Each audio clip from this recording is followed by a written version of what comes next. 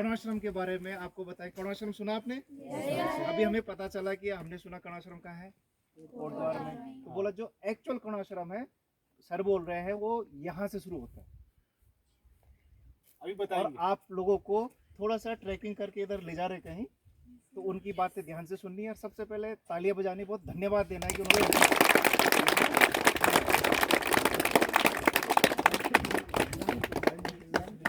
आप कुछ कहेंगे सर बच्चों को? अच्छा, बस यही है कि बेटे जब कहीं भी जाते हैं ना, आप लोग कहीं भी जब जाते हैं ये अपना एजुकेशनल टूर पे, तो हर चीज़ को बड़ी बारीकी से समझना चाहिए। किसी भी इलाके में आप चले जाएं, हिंदुस्तान के किसी भी कोने में, उसका अपना हिस्टोरिकल और आपका कल्चरल, आपका पॉलिटिकल ये बैकग्राउंड जरूर होता है। तो सिर्फ ये नहीं कि हमने आना है, खाना पीना खाना है, भूख लग गई है और ये हो गया, चलो जी वापस घर को जाना है। समझ थोड़ा देर हो जाएगी घर के लिए, कोई बात नहीं है। और एक इम्पोर्टेंट बात मैं अपने बच्चों, अपनी बेटियों और बेटों को एक बात और मैं बताना चाहूँगा। अभी मैं आपके टीचर से भी डिस्कस कर रहा था इस बात को कि कभी एक एजुकेशनल टूर आप हॉस्पिटल का भी जरूर लगाएं। हमारे सामने जो सबसे बड़ा चीज, और मैं जब भी किसी कार्यक्रम में जाता हूँ ना, अभी मैं यहाँ इंटर कॉलेज पोखरी में एनुअल फंक्शन में बुलाया था प्रिंसिपल साहब ने, भारती जी ने मुझे, मेरे मित्र हैं, तो मैंने वहाँ पे भी एक बात अपने बच्चों से बोली, अपने बेटे और बेटियों से।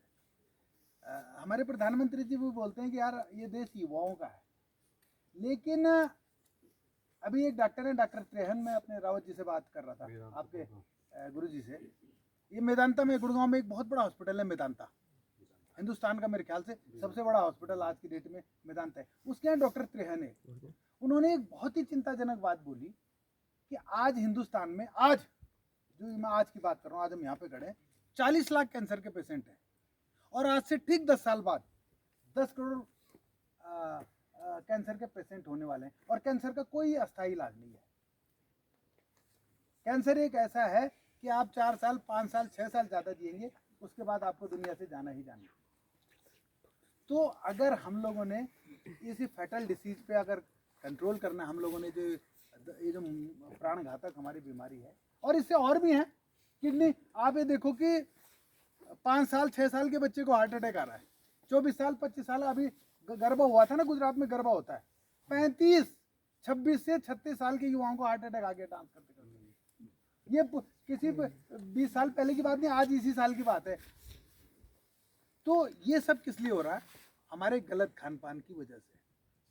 तो अपने बच्चों को मैं पहली बात ये कहना चाहूँगा, और मेरा बेटा भी आप ही के जैसे जवान है, 12th पास कर गया है, मैंने उसको भी एक बात बोली कि भाई तू कुछ कर या मत कर, मजदूरी कर लो नरेगा में, मुझे कोई शर्म नहीं कि मेरा बेटा मजदूरी करता है, मजदूरी करो, कोई दिक्कत नहीं है। IAS मत बनो, IPS मत बनो, कुछ मत बनो, लेकिन शरीर को दुरुस्त रखो, क्योंकि मजदूरी भी तभी कर पाओगे जब शरीर स्वस्थ रहेगा।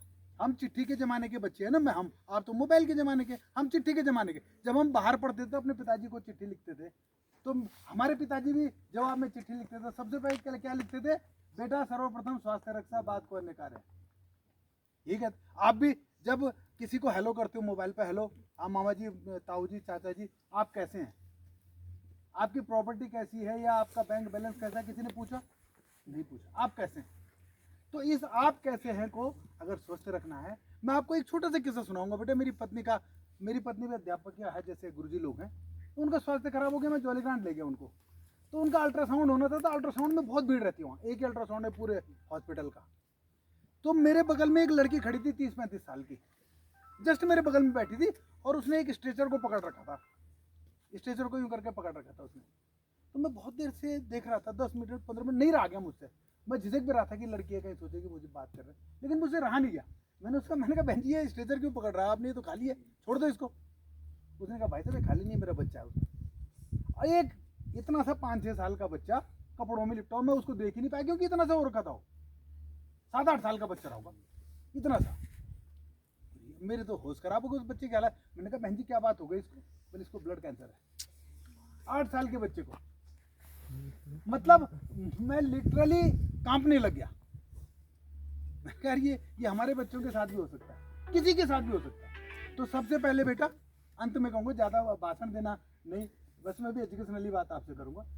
चिप्स खाना, कुरकुरे खाना, मैगी खाना, आपका जितनी, मैं लिटर आपसे कह रहा हूँ बेटा, चाउमीन खाना, ये सब चीजें जितने जंक फूड है, जितने फास्ट फूड है, जितने पैकेज्ड फूड है, पैकेज जो जैसे आपका चिप्स है ये पैकेज्ड फूड है, आपका कुरकुरे है ये पैकेज्ड फूड है, ये इसमें केमिकल रिएक्शन, जो कोई केमिस्ट्री के टीचर होंगे उनको मालूम है, केमिकल रिएक्शन होते हैं जब गर्मी में लटके रहते हैं ना दुकानों में, और वो गर्मी से जो रिएक्शन होता है चिप्स में, हमारा आयुर्वेद कहता है कि 4 घंटे बाद खाना बासी हो जाता है, और आप महीनों का बासी खाना उसमें खाना ही तो है, वो आलू के चिप्स है, आप महीने और साल भर के चिप्स खाते हैं, और वो भी केमिकल रिएक्शन जिनमें हुआ था गर्मी से हुआ रहा।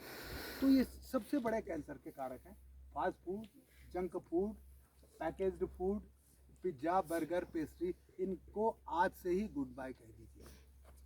जो घर का दाल चावल है, कोई बात नहीं, जो हमें उसका मिल रहा है ना सरकारी राशन का मोटा चावल, उसको खाए, उसमें कोई शर्म नहीं है।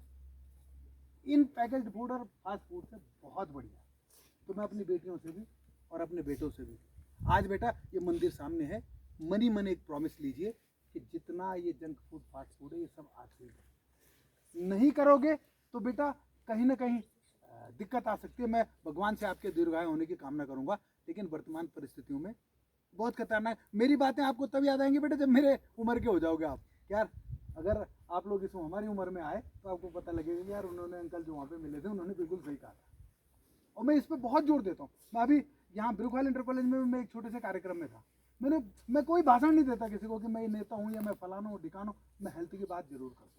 तो प्रॉमिस लीजिए, महादेव सामने है बेटा, इसे प्रॉमिस लीजिए, और आप भी गुरुजी आप अपने बच्चों को भी सब बंद कराइए, कुछ नहीं, घर में कुछ नहीं आएगा। दाल भात किसी को खानी है बच्चे को तो खाए, नहीं खानी तो मत खाए, भूखा रखो दिन भर उसको। घर का बना जो है अपने हाथ का बना हुआ गर्मा गर्म खाओ। और अब आपको हम ले चलते हैं ऊपर वहाँ पे, और आपको राजा भरत की जन्मस्थली हम दिखाएंगे। आइए चलो।